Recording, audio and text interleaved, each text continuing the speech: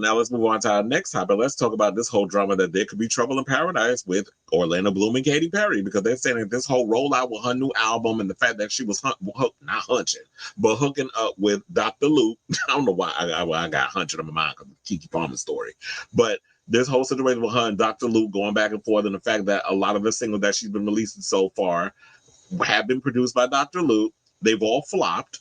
And the fact is, if you were so hell bent, and this is what people saying, if you so hell bent, if you so sure with hooking up with Dr. Luke was going to give you the career comeback that you was hoping for, why have you not included his name in the credits? Well, we all know he's been behind the production.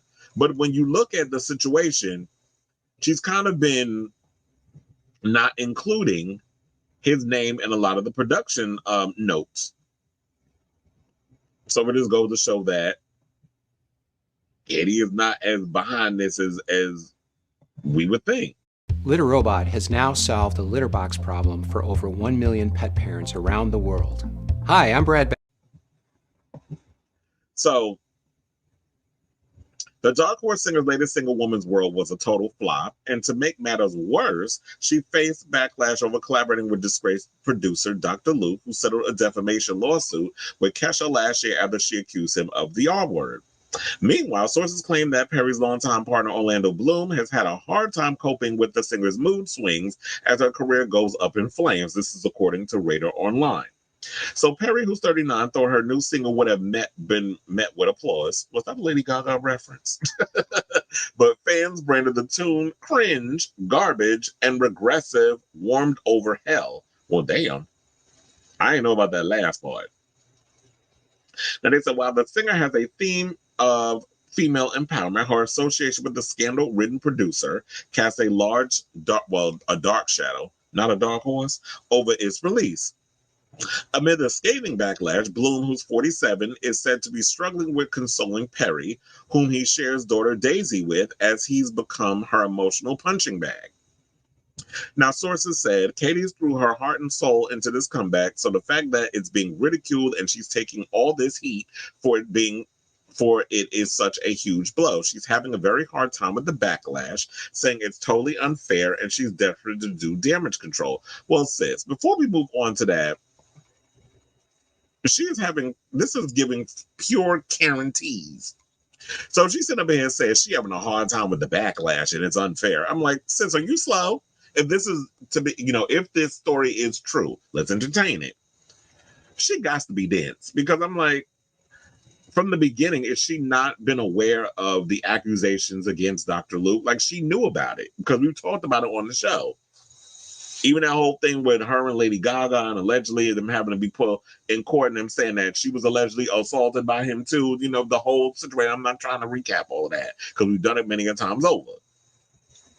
But how could you be so obtuse to think like, okay, so I'm going to work with Dr. Luke and everybody's going to be okay with it, especially when we're in this accountability culture, zeitgeist circle situation, tornado, I'll call it. This tornado of accountability culture.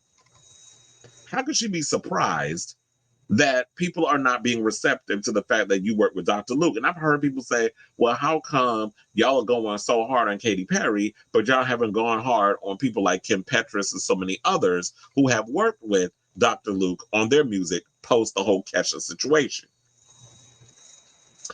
They also went up saying that she's been in crisis meetings every day trying to figure out a way to fix things, but so far nothing seems to be working, and it's got her in a pretty bad headspace. Apparently not even a luxury vacation with Bloom and their daughter helped cheer up the former AI judge. That'd be American Idol. Insiders reveal Orlando was trying to lift her spirits with the fancy vacation, but she's in no mood to relax, and the poor guy is bearing the brunt of it.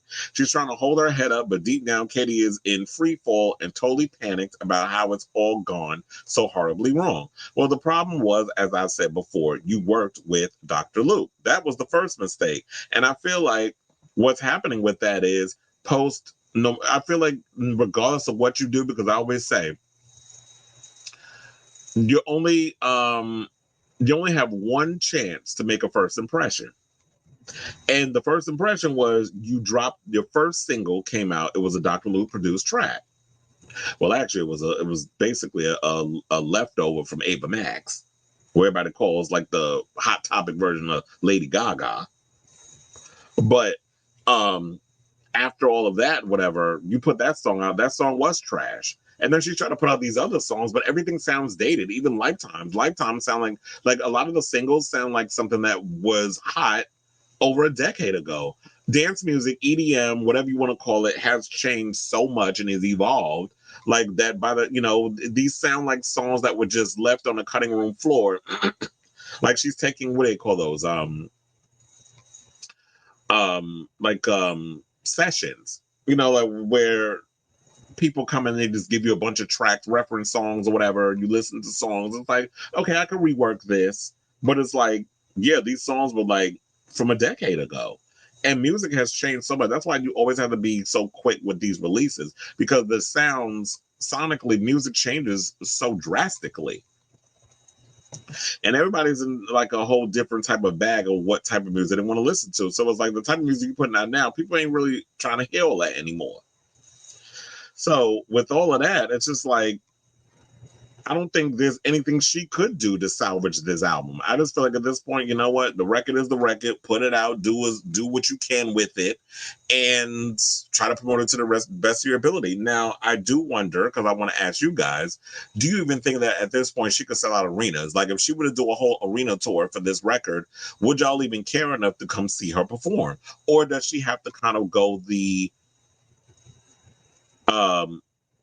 I don't know what's the phrase, the residency route? Like she has to do a residency in Vegas at this point. I don't know if she could do, if people care enough to want to see Katy Perry do an arena tour.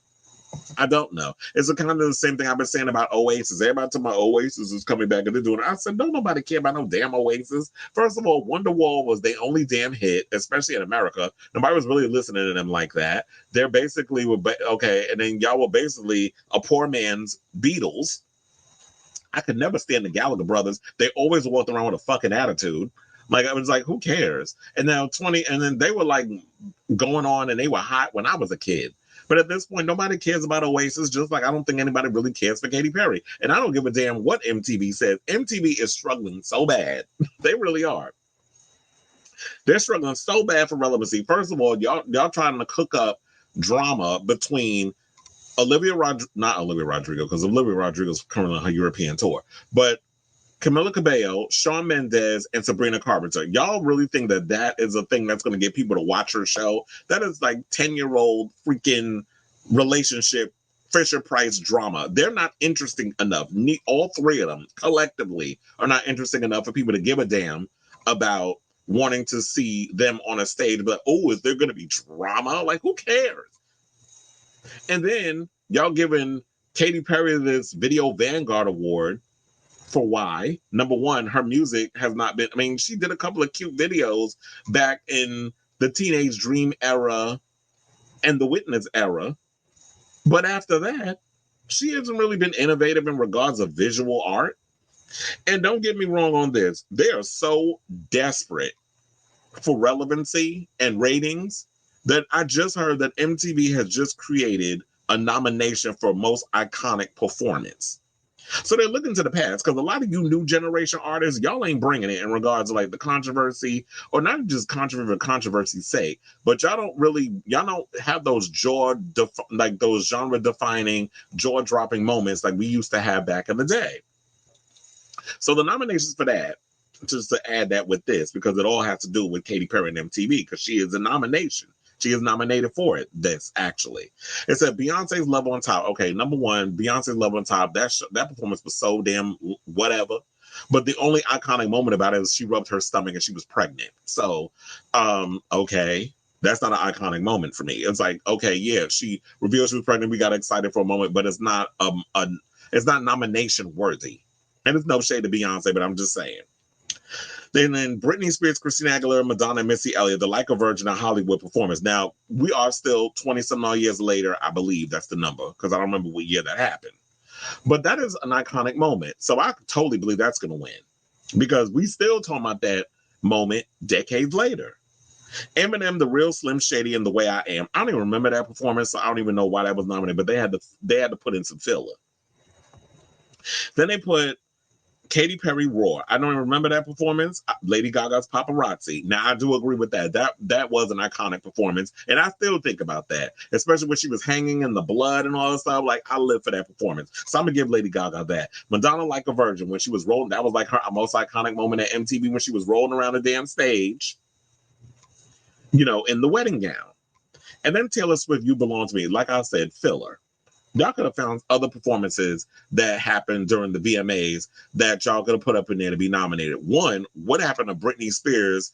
I'm a slave for you with the snake. Why wasn't that nominated? Or Britney Spears when when her and NSYNC and them got up there and they were doing, Oops, I Did It Again in the locker room and all that other stuff, the lockers and all that other stuff, like with the school setting. There's so many other iconic moments that happened on MTV y'all could have picked as a nomination, but I already feel like it's going to Madonna. And if it doesn't, y'all some bias ass bastards. So I say all this to say, it's unfortunate that this whole thing with Katy Perry and Orlando Bloom is happening, that he's getting the brunt of the aggression from her. Like, yeah, she's under tremendous pressure. And for people saying, oh, she's not really struggling or going, she don't care about sales. Yes, the fuck she does. Like a lot of these artists, it doesn't matter how much money you have in the bank. They care about remaining on top. They care about having relevancy in the world of music and pop in the entertainment industry. They care about all this stuff. Y'all be trying to sit up here and make excuses. Trust and believe Katy cares. And I don't think she'll be coming back and doing American Idol or other stuff. First of all, they done moved on to Carrie Underwears. I was about to say, I wasn't going to call her that, but it was just kind of going that direction. But Carrie Underwood. I said Katie Underwood. Carrie Underwood. They care, she cares about, they care about all of that stuff. She ain't going to do another competition series, but at this point, it's like, yeah, I don't think there's anything she can do. Like I told you before, I will listen to the album when it comes out of curiosity, and I'll give my overall thoughts. But I really don't think that the album's going to be like this big iconic moment. It's all about Sabrina Carpenter. It's all about Chappell Roan. It's all about Charlie XCX. They're the girls having the time of their life. And Katy Perry, at this point, I just feel like it's a legacy act. You might as well just continue to do realize you are a legacy act. I don't know what she could do to salvage the career. Like, I just don't feel like she has made that much of an impact to be able to be in the same conversation as her other peers. You made a living just making nursery rhymes for little kids, and I just feel like her audience has outgrown her. So, I think at this point, just do a residency and call it a day, because ain't nobody checking for Katy like that, and I don't care. I do care. If it affects her relationship, that would be unfortunate. But I just don't think people care about Katy like that for her music to just stand the test of time, because I don't think it stands the test of time. She had her moment, but she's not in the conversation as like the Lady Gaga and all these other type of pop girlies that she was coming out with at the time. So I'm curious to hear what y'all got to say on this story. So let me know what your thoughts are in the comments down below.